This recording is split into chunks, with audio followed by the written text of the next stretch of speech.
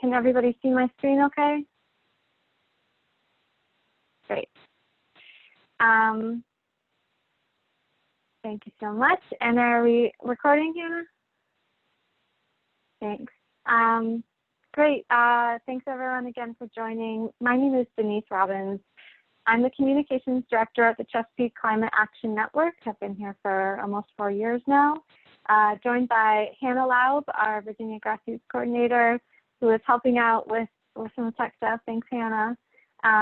And today we are going to talk about writing for advocacy, both with some general tips and some specifics on letters to the editor, blog posts, and more.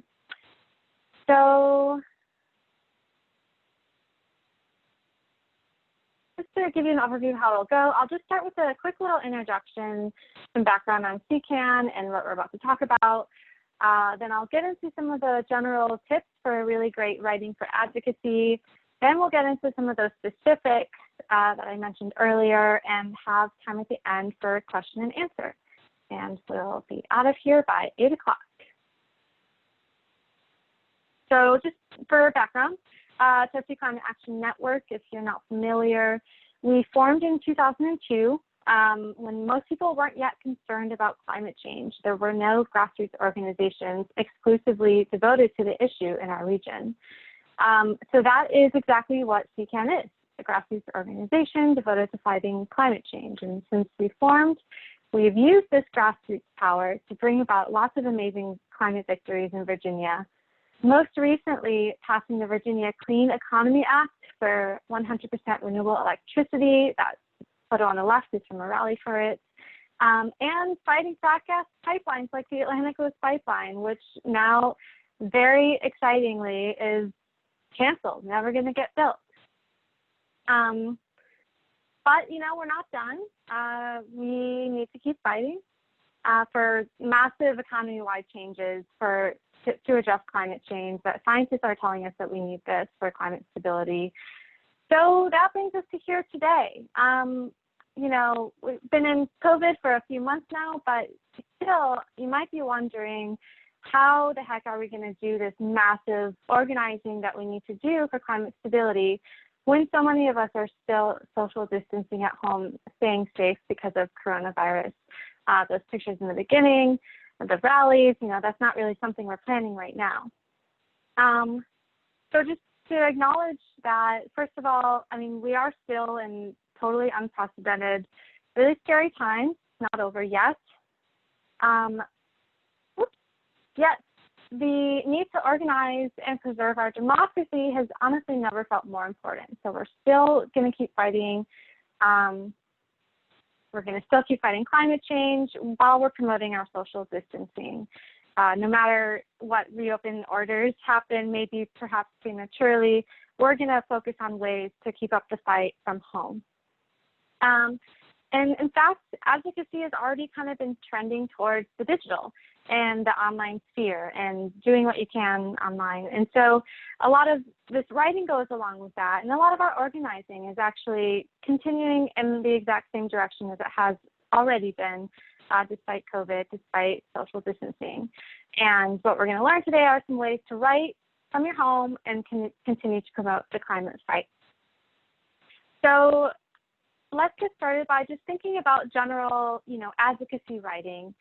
And I just wanted to put out the question to the group, what makes a piece of writing powerful to you? Do you recall any particular article or blog post about pipelines, about climate change that you felt really resonated with you?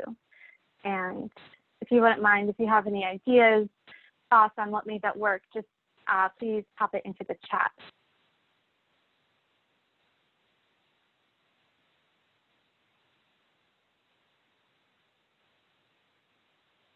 If you are drawing a blank, oh, we have someone in the chat right now.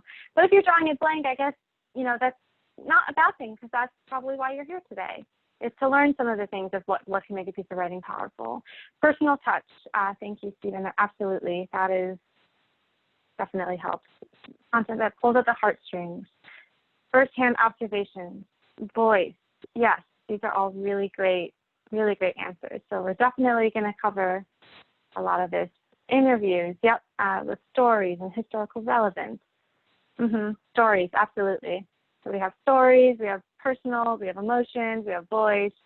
These are really great. Thank you. So this is an example of a piece of writing that really moved me, and I just wanted to bring it up as a powerful example. I read this article, an open letter, in 2011. I was a senior in college, and Bill McKibben put out this article nationwide, and he was calling for everybody possible to come down to Washington, D.C. and get arrested to stop the Keystone XL pipeline. And I was, at the time, I cared a lot about climate change. I was in the anti-fracking movement up there in New York, but I never, ever considered getting arrested. That's not something someone like I would do. But I read this letter, and it was so powerful and just really made a compelling case. And he was like, I'm talking to you people who have never thought they were going to get arrested and explaining why you should.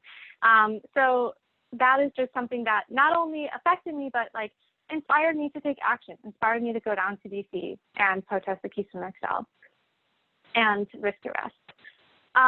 We'll send around that article in the follow-up to this, by the way, as well as the slides from this recording. So now we're going to talk about some of the key practices that might not be obvious, but are proven to work in getting a message to resonate with your audience. And we'll start with 5 tips. Number 1, short words win. You want to use simple words. You want to use short words because they'll stick in your mind more easily and resonate with more force. Now, does anybody remember any campaign slogans that may have stuck with you?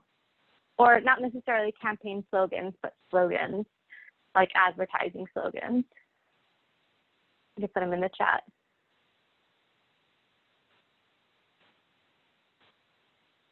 Water is life. Oh, yes, that's amazing. Jeb. Save the Bay, Dump Trump. Oh, yes, these are all great. They're all really nice, short, powerful words, easily memorable. This is the first time that I've done this training, and I haven't gotten these 3 next slogans I'm about to say. Good stuff, cheap. I haven't heard that one either. But usually everybody remembers these 3 slogans. Yes, you can, although the further we get away from the Obama era, the less people kind of remember this. Just do it and make America great again, which you might not want to remember all of them, but it uses a lot of good short words. And again, that's for a reason. They stick in your mind, they resonate more with the force.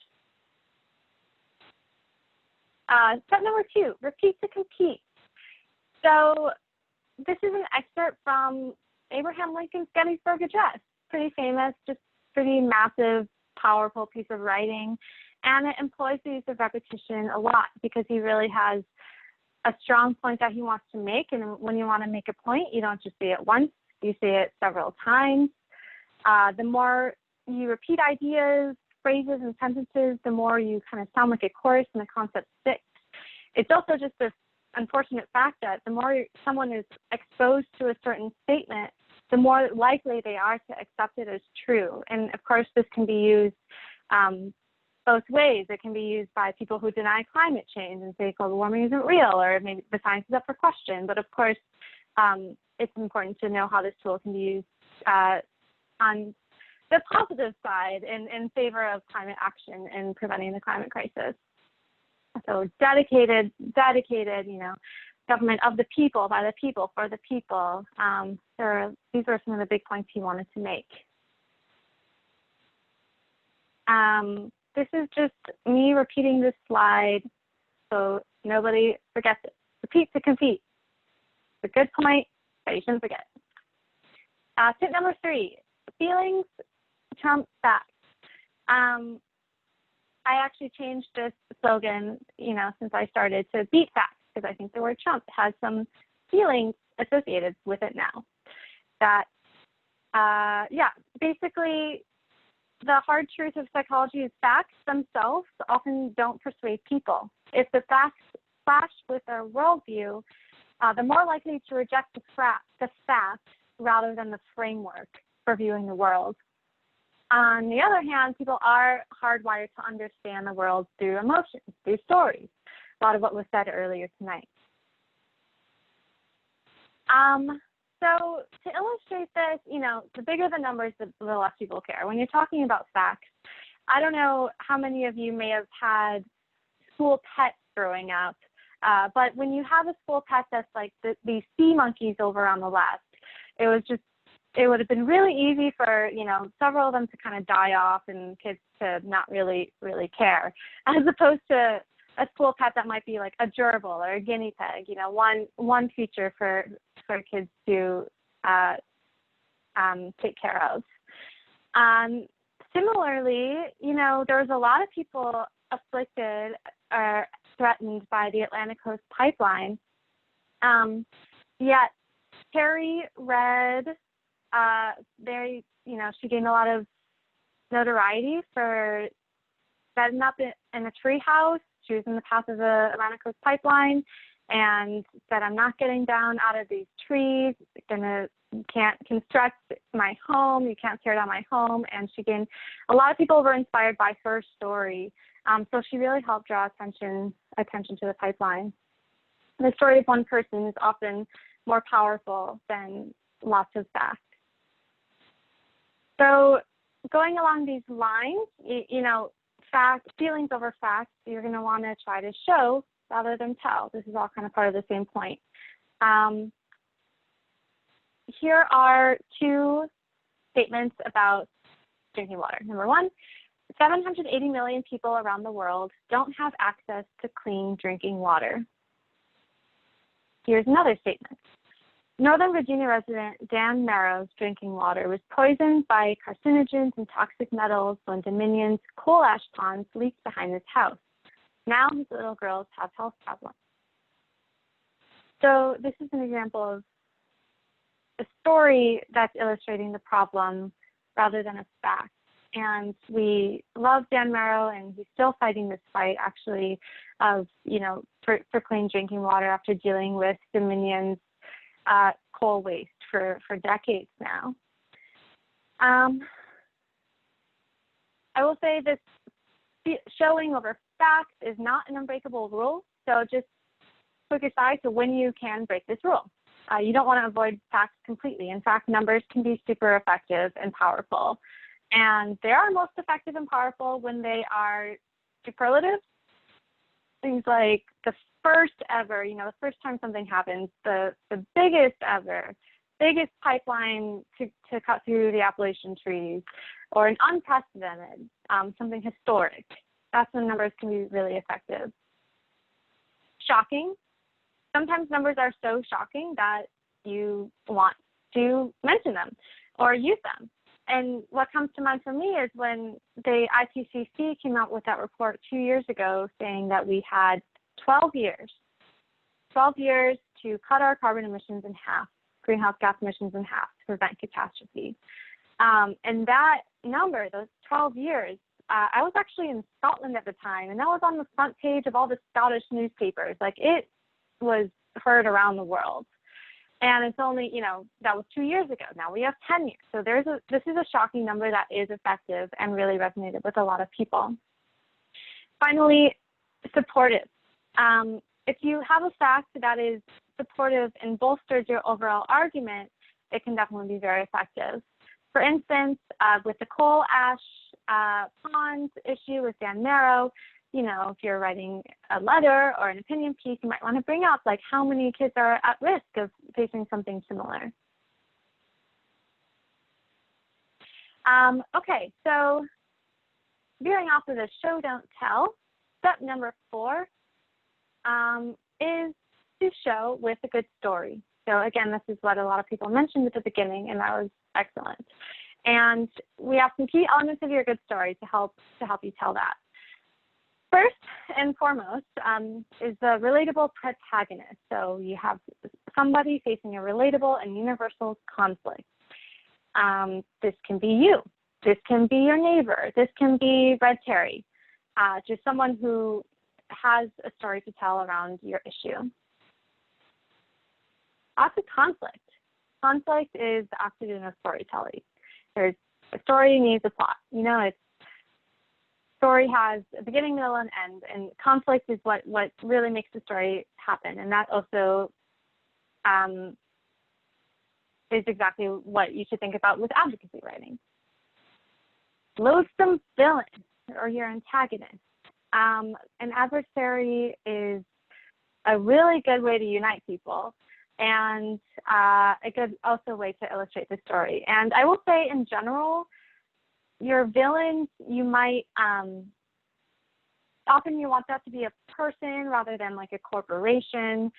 I will say, though, in Virginia, Dominion Energy has done a pretty good job of becoming a villain and villainizing themselves. And so I think that Dominion has played a very good villain for a lot of people for years. Finally, kitchen sink details. So this is the last part of, what makes a really good story. So this is about putting your reader or listener into the shoes of the protagonist. What is the view from the land that the gas company wants to put a pipeline through? What are the sounds and the smells of the dirty coal plant right across the street? You want to be as concrete as possible. You want to use one or more of the 5 senses. I will say, well, with all of these tips, you don't need to have every single thing. So I probably should have given that caveat earlier, but a lot of this can really help. So rather than including all of those the 4 that I already said, and then the one more, tips, focus on 1 or 2 and make sure that your story, whatever you're writing, works, because you only have so many words. And that brings me to the last tip, which is metaphors. Metaphors work magic. So take time to consider how you can bring an abstract idea or fact home through metaphor. It really is proven that metaphors can help make these abstract concepts familiar and tangible, and also more likely that an idea or concept will stick with us. Again, a lot of what we're doing with advocacy writing is trying to convince people, trying to get them to remember and really take in your idea. And metaphors actually kind of change your brains. It makes your brains light up differently and in different areas when you're processing ideas with a metaphor versus just listening to facts, for instance. Here's a quick example of a metaphor in terms of climate science. Which statement sparks more concern about climate change? Human-caused emissions of carbon dioxide have a powerful effect in warming the Earth. Or, the CO2 that we've already pumped into the atmosphere has the same warming impact as 1 million Hiroshima bombs exploded every day. That's just a crazy image that I think helps, show the scale of the problem. And it's really hard to think of the scale of climate change and global warming. And so metaphor really, really can help with that. Here's another example of a metaphor I'm about to show you.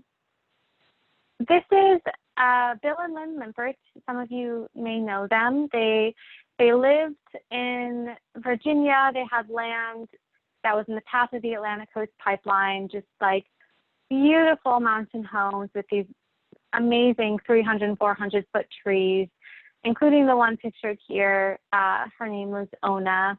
And we were very concerned for them and decided to, Mike Sidwell, saw these trees and saw a metaphor in them, and that they were like historic artifacts. They were 300 and 400-year-old trees, just as old as some famous paintings in an art museum. So this is the title of an op-ed that he wrote for the Washington Post called "Why is an Energy Company Asking for Permission to Destroy a Masterpiece?" I'm just going to read the first couple of sentences, and this is the beginning of the op-ed. Dominion Energy likes to think of itself as a classy supporter of the arts. The state's largest polluter paid good money, your ratepayer money, to buy the naming rights for the Richmond Arts Center, after all. So why is Dominion now asking government regulators for permission to destroy an entire museum of priceless masterpieces? The works of art, some 300 and 400 years old, have no equal in Virginia. They're located in Bath County. Dominion contractors plan to enter the museum, topple and shatter all the art, and then blow up the museum itself.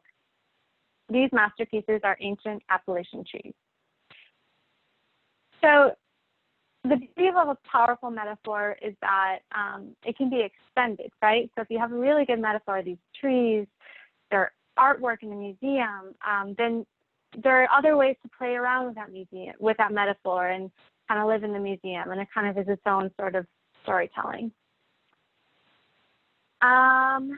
Okay, that was our 5 advocacy tips, writing for advocacy tips. I'll just give you a quick repetition of those before I get into some of our concrete applications in effective advocacy writing. So, I wonder if anyone can remember what were some of the 5 tips. Anyone want to try putting it in the chat?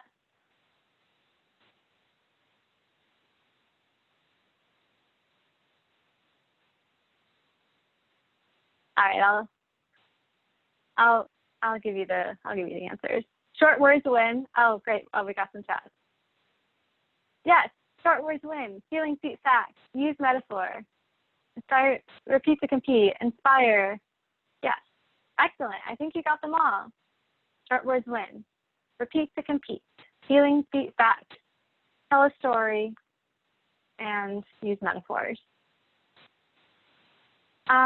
Okay, so now we're going to get into our,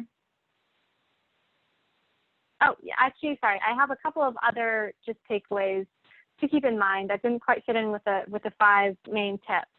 But you, first of all, want to think about how when you're advocacy writing, you're not writing an academic essay. You know, you're not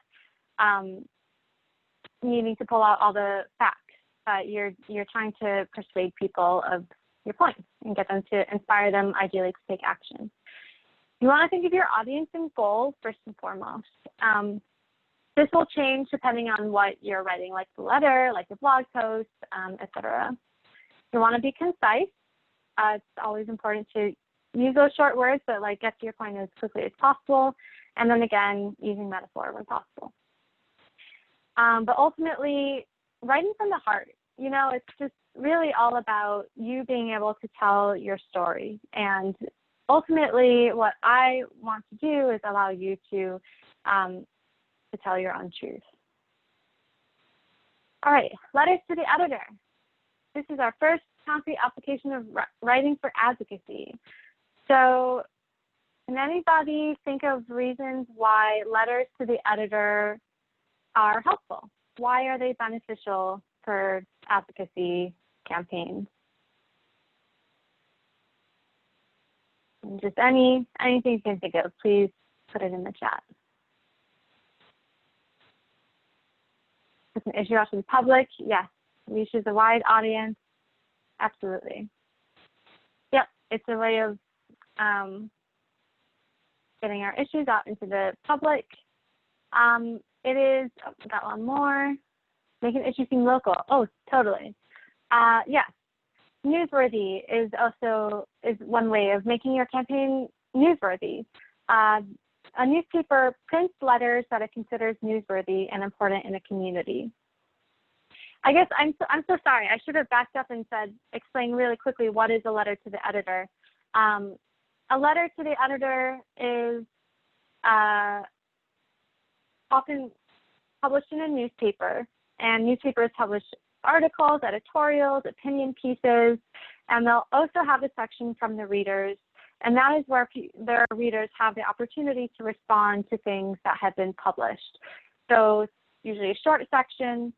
It's in response to something that they themselves have published, and yeah, all of the subscribers, readers get to read them.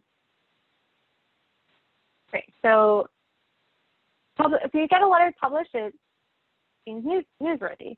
It's a really good way of showing community interest, especially if there are several letters submitted about the same thing. It's a good way of getting a pulse on a certain locality or what's happening in that region, especially if it's a local paper. You know, what are the letters saying? What's the pulse of the community? It's good for decision makers to get a pulse in that way. In particular, you know, if there's a particular decision maker, noting them by name is a good way to show what the public thinks of them. And visibility, of course, as people have mentioned. It's a good way to provide visibility to our issues, even if they're not necessarily in the news. So to write a great letter to the editor, there is no, you know, silver bullet, but there is a general formula to follow. And it's pretty simple, and I'll go through it right now. First of all, you want to have a good hook. You want to cite that specific story, again, that you're responding to, the article or the editorial, and you want to foreshadow what you're going to say in response to it within that first sentence. So that first sentence really matters a lot. Second, you want to ID the problem. What is the story missing, or what does it get wrong? Or maybe it doesn't get anything wrong, but you just would like to bring a new perspective, or even commemorate it and say, you know, here's what's next. Sometimes after a really great editorial, you just want to say, thank you for drawing attention to this issue. Now we need to do blank. Evidence. So this is where a lot of what we learned earlier will come into play. Once you have your point of view, you're going to want to provide like just a couple of quick, powerful facts and a personal story to back it up. You know, one good fact, one great story can really, really make it sing. And then finally, because this is an advocacy writing training, you want to end with your solution, your call to action for the public or the campaign target to address the problem. A couple of additional things to keep in mind to make it more likely to get published. Number one, think about how you can increase your credibility. And that means anything from, you know, if it's a local paper and you are a local resident, you know, you are qualified to write about those local issues. If you live somewhere where you'll be affected by a certain issue, that makes you more qualified to talk about it. If you have asthma and there's something about air pollution, that means you are more qualified to talk about what that means to you. So what are the ways that you can up your credibility and make you specific? Why should people listen to you on this issue? Personalize it. So when you're choosing facts about climate change, you know, rather than the global average temperature changing, you know, what are some local impacts of climate change that are personal to you and the readership of this paper? And finally, keeping it short. Most papers limit their letters to the editor to pretty short, like 250 words. So you just want to make sure that you're concise, you get to that point right away. Again, not necessarily bringing all 5 writing tips, but just like a few powerful, great things and making your point and then ending. Finally, you just really want to make sure to review the publication requirements before you send it. Some publications allow for like longer LTEs, like 600 words, but mostly you want to make sure that you have that word count right, you know who to send it to, and things like that. All right, now I'm going to just show you a couple of good LTEs that have been published, and I want you to think about what they do well. So I'm just going to go to this next slide, and I will allow you to read it for about a minute, and when you think of something, put it into the chat of why you think, what you think it did well.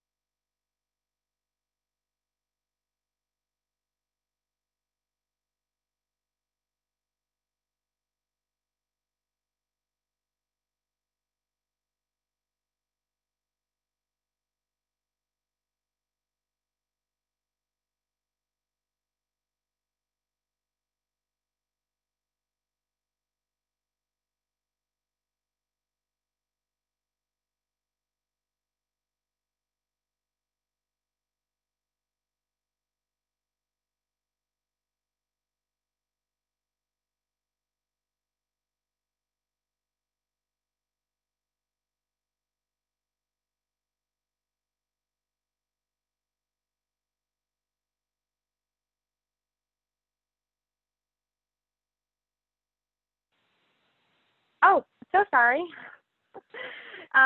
Thank you. All right. Well, I just decided to skip reviewing the second LTE. Sorry for being muted. So that we could make sure we have time for the question and answer section. Sorry about that. So next, I just wanted to have a quick couple of slides about this idea of writing comments on articles instead. So if you see an article or an editorial or opinion piece that you really think is worth responding to, but maybe don't have time to write a letter to the editor, we really want to start encouraging people to write comments on the article online. And I think, first of all, it's a good way to just kind of flex the writing muscles, but also it serves a lot of the same purposes. It's a good way for newspapers to gauge reaction of how public views what they're putting out there. And it also is important to keep in mind that half of all newspaper readers read articles online as well. So it's not just about like getting into that print edition to be delivered to someone's house, because those readers are reading online. So if someone's reading that article and you want the public to see your opinion, I just wanted to quickly add commenting on an article as a good way to do that as well. All right, the next thing we'll go over is writing a blog post. So in general, you know, CCAN, for instance, is always looking for good blog topics to post on our website. And a lot of people are looking for things to read, and you might consider starting your own blog at some point. And also, contributing to a blog is a really good backup if you write a letter to the editor and doesn't get published, but you just you have the story that you want to get out there. Always keep in mind that you can pitch a blog post to CCAN or consider posting on Medium. And to pitch, you know, I should say you can email me, Denise@chesapeakeclimate.org. Anyways, the difference though with blog posts is really mostly about format. It's different structure. The topics can be a little bit different. The length is a little bit longer. So here is our best practices for having a really good blog post. First of all, you want to have a good headline, a good, fun, sticky, clicky headline. Sticky means sticks in your mind, and clicky means people will want to click on it. We'll want to start with a good introduction that is newsy, short and pithy, you know, not necessarily a hook of a recent article that was published, but what's generally on people's minds right now. Then we have your body of the blog post, which is where you get to your point and provide evidence for what you're trying to say. And the important part of this is, you know, online readers can find big blocks of text intimidating and overwhelming, and are probably more likely to skip an article if it doesn't have white space. So we really promote short paragraphs, you know, paragraph breaks, and that also can use subheadings, bulleted lists, things like that to make this article easy to digest. And then finally, you want to have an outro where you, again, explain what's next, invite people to engage, and again, usually have some sort of ask. You want to also, different than the LTE, is provide images. It's like we usually have one long horizontal one at the top and a couple scattered throughout.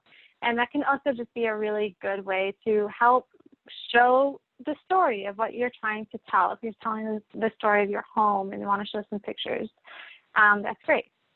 And then finally, links, again, can be a lot longer than an LTE.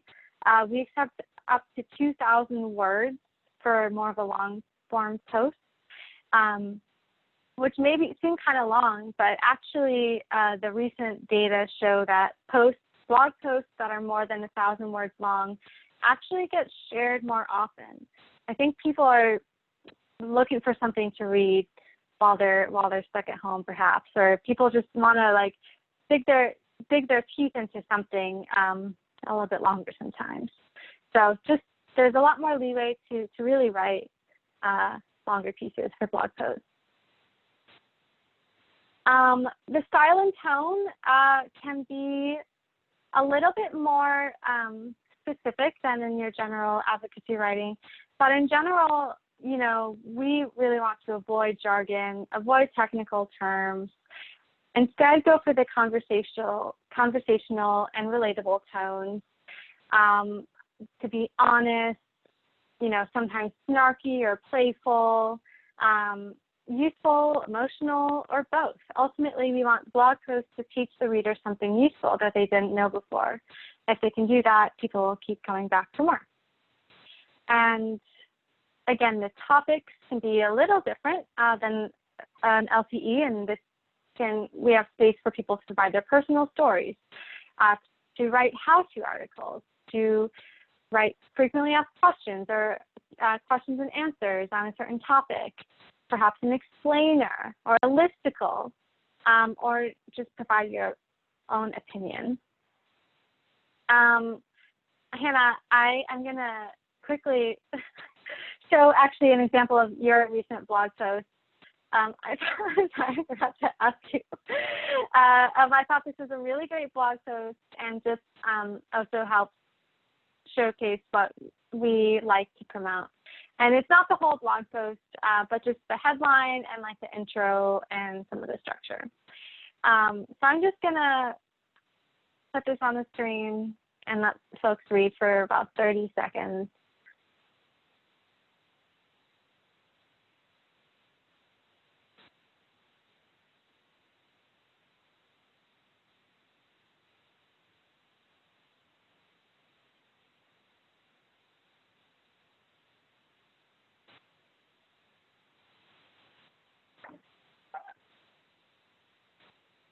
So this is just a really great example, I think, of a blog post that is current, newsy, really has that great short introduction, and then immediately goes into saying what people are going to learn when they read that blog post and why they should read it. And I hope that's a good cliffhanger for you all to go to our blog section of our website and finish reading this really great post from Hannah. All right, we just have one more quick thing, and then I'll get into the Q&A, and that is, oh my gosh, I forgot to hit next on the most important part of Hannah's post. Well, that is what the crux of what her blog post is about. So yes, still go read it. All right, last thing, public comments. This is something that many of you have probably dealt with a lot recently in terms of pipelines, but I just wanted to quickly allow people to put in the chat when are there good opportunities for public comments for advocacy?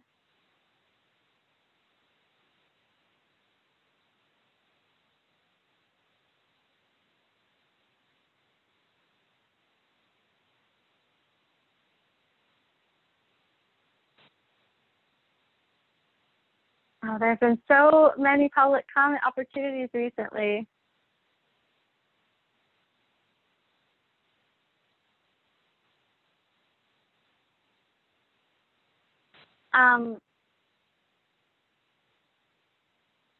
If folks are new to that, that is fine. Oh, great. Got a chat.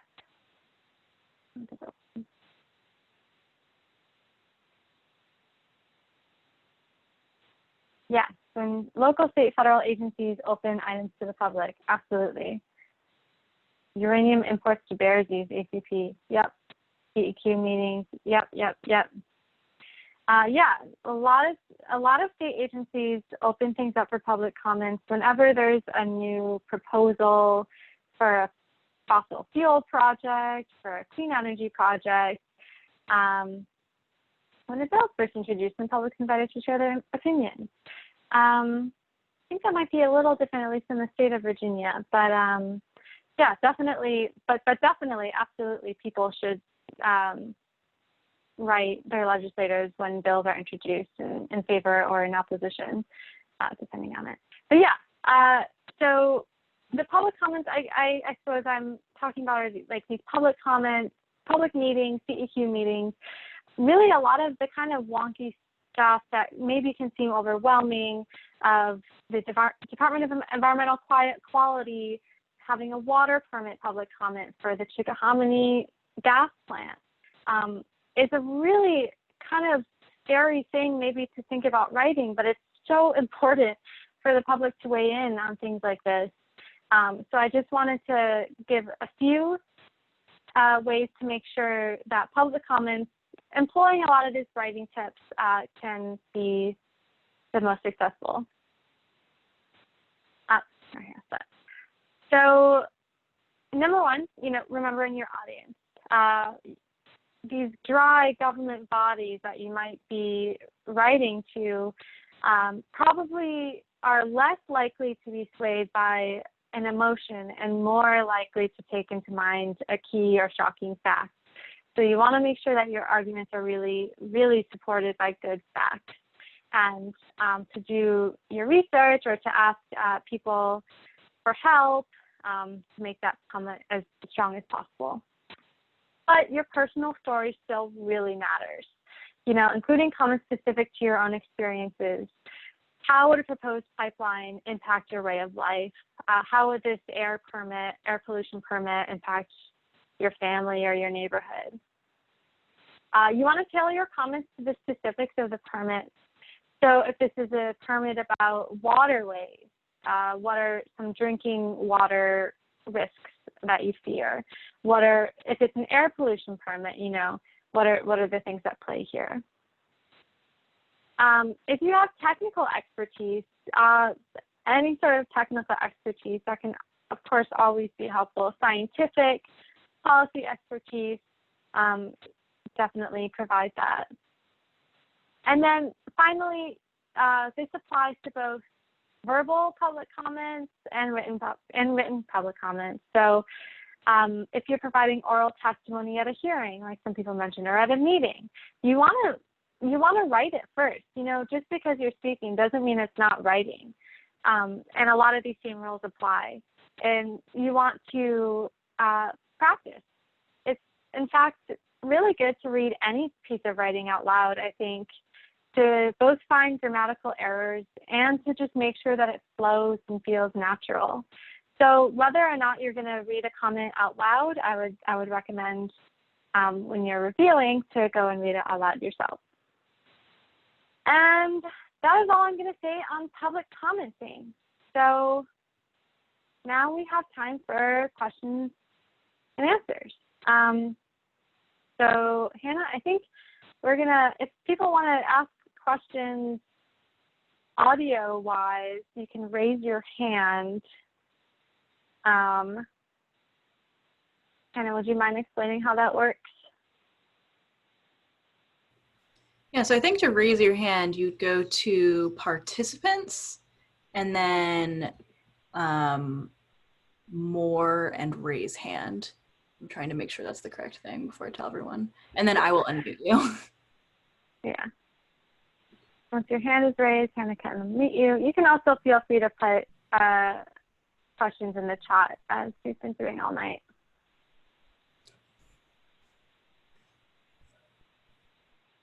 Yeah, you could also, if you want to just